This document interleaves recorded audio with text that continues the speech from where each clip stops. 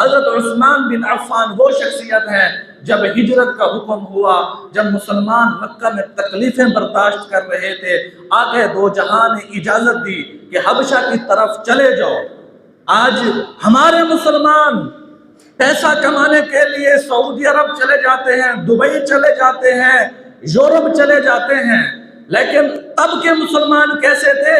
پیسے کمانے کے لیے گھر نہیں چھوڑ رہے، پیسہ بنانے کے لیے گھر نہیں چھوڑ رہے، اپنے ایمان کو بچانے کے لیے مکہ چھوڑ کے جا رہے ہیں۔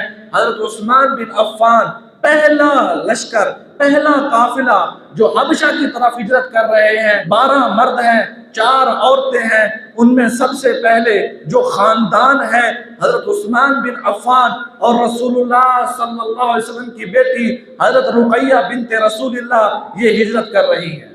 آقا دو جہاں نے فرمایا کہ حضرت ابراہیم، حضرت لوط علیہ السلام کے بعد یہ پہلا خاندان ہے جو اپنے ایمان کو بچانے کے لیے ہجرت کر رہے ہیں۔